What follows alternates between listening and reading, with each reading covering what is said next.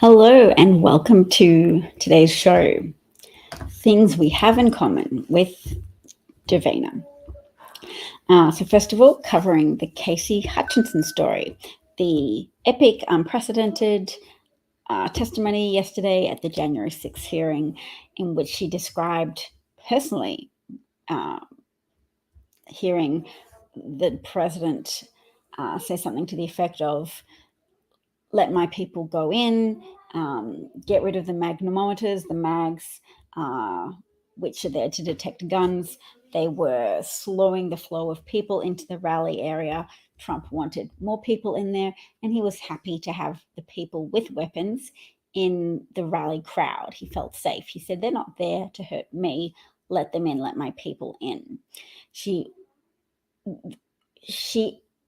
illustrated, she fleshed out our understanding of the scope of Trump's intention to lead the mob to the Capitol and triumphantly enter the Capitol building as they trashed the Electoral College votes stored in chests or whatever they're stored in, and be able to claim his illegitimate second term in office, achieved by bringing about an overturning of the election results by having the certified election results from various states thrown out, the Electoral College results thrown out, in favor of Lord King Trump, unassailable with his various allies, that posed for high gloss photos on the day of January the 6th. They had their own photographer who took pictures of Alex, what's his face?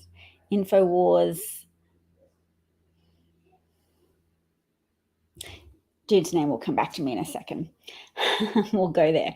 So in the meantime, it's being reported that Trump's special appointed Secret Service personal detail, Tony Ornato, is prepared. It's rumored he's prepared to testify to contradict Cassie Hutchinson's testimony. She was a chief aide to Mark Meadows. Even at the young age of 25, she's pretty, and I presume the Trump administration were happy to keep people around for being pretty and competent. They didn't have to have some kind of high bar meritocracy resume for such a position, because corrupt theocrats, corrupt kleptocrats don't have the same kind of meritocracy standards that other people do. Fascism is essentially not an ideology, as Toni Morrison wrote. It's a marketing strategy to sell power consolidation to a susceptible subset of any given population, and to take power and to undermine democratic guardrails where possible, and install loyalists where possible, and use chaos as a ladder to climb further up the echelons of power and further entrench and consolidate corrupt, self-serving power. And Christian fundamentalists in America have abandoned whatever principle they have to throw their lot in with an evident kleptocrat, mass murderer, democracy overthrower. I say mass murderer because Trump is willing to throw however many hundreds or millions of lives, American lives, under the bus. I'm not sure, but I think it's possible at some point for somebody to testify that Trump was willing to start a war with Iran in the final days of being in office as well, because there was certainly lots of previews, foreshadowing done of his intention in that department. Mike Pompeo was ratcheting up. He was escalating confrontational talk about Iran. And we know that Trump used to claim Barack Obama would start a war with Iran to boost his popularity. He would tweet things like, oh, Barack Obama's ratings are so low, he's going to start a war with Iran.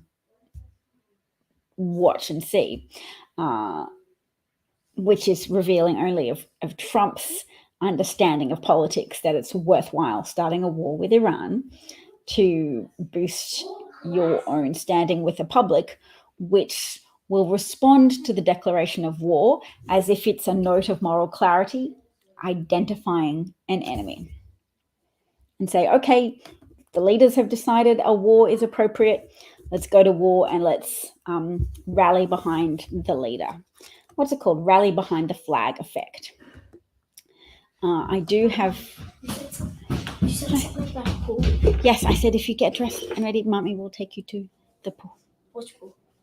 Cunningham pool. I mean, blah, blah, blah, blah, pool. What? Which pool? Oh. Yeah. Can you go get your swimmers on? It's what? No, no, shh. Swimmers. I'll tell you.